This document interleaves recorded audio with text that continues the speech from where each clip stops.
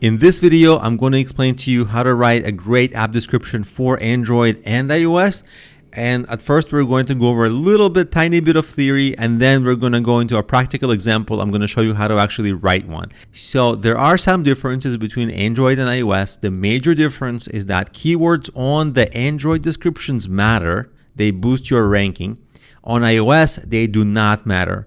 Regardless, even on iOS, you should still use keywords because your app listings have a chance to rank in Google search as well. So it's not just Android search, it's not just iOS search, it's also Google search. So still, even on the iOS listing, use your keywords. Also, when you write, don't just write for placing keywords, intrigue people, get them to like and be curious about your app and want to download it. And throughout the description, you can use calls to action. A good call to action, of course, you want to have one to download at the end. You can also have a call to action to download the app towards the beginning, like after the first or second line, because many people don't read far past that. So you want to make sure you urge them to download. And if your app description is long, you can also have a call to action in the middle. Also, in sales copywriting, there's an important concept: benefits, not features. What does that mean? Features are boring things nobody wants to do, like create a profile, upload a picture, send a message. Nobody really wants that. It's boring. People want benefits. Benefits are the great things people are after. Lose weight, get fit, get happy, have fun, get entertained, become more connected with friends. Those are things really are after. So you want to outline the benefits in your description, not features. Also, somewhat controversially, I'll say many people don't read the description.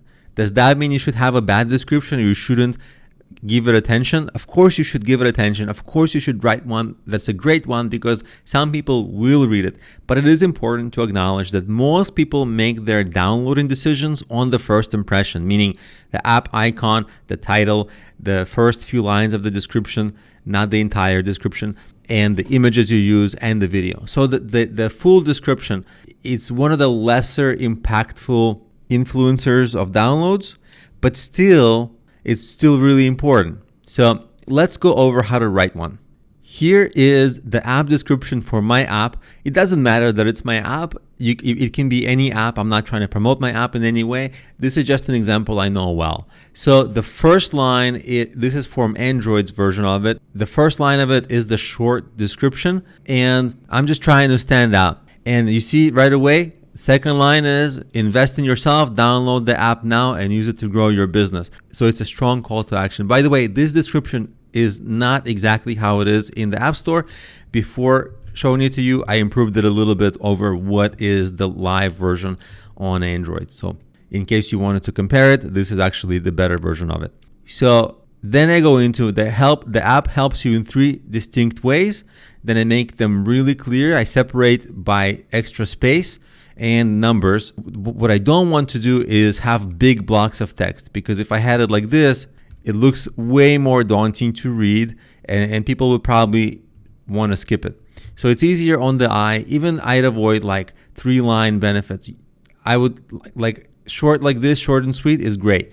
Ask questions about your business plan and get expert answers. Boom. Okay, software tools to help you create a small business plan, stay on track and motivated and stuff like that. Boom, boom, boom. They get benefits. And then in my case, I have additional benefits here, and I kind of violate my own rule just because there's way too many bullet points.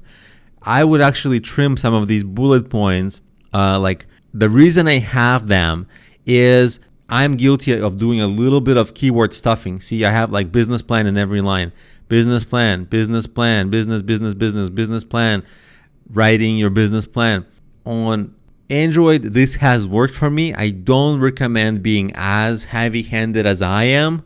I got away with it, but most people don't need to do this. And you see coming soon, I only have this because I wanted to put the keyword entrepreneurs and small business. So I'm putting a lot of different keywords on it, like startups, again, creating a small business. These are all keywords. So I went very keyword heavy. You don't have to go as crazy as I did. And then the other thing I did is, again, call to action at the end. And I have a privacy policy that I link to on Android. And I also have a tech support email. This is just in case somebody's not happy or they have questions. Instead of giving the app a bad review, they can just message me, and then that helps me not get a 1-star review. In fact, often people get great support and a potential 1-star review gets turned into a 5-star. So that's something that I do. So that's my description. You can take a look at this, and I'll have it available for download. So you can read through it carefully and use it as an example for your app. What you can also do is something I didn't do here, but you can use fonts and sizes to make sections of your description more visually appealing. For example, this one would be better if it was capitalized like this, and so I'll get rid of that. And so you can see it's clearly a headline, and I will do the same thing here. So you have control over where the user's eyes go. Often the reason people don't read the description fully is precisely because they're written in a hard to read way. But here I have a lot of white space. It's easy on the eyes. I break down the headlines. People can follow along, and this actually increases the readership of the description, and then people do make it all the way through.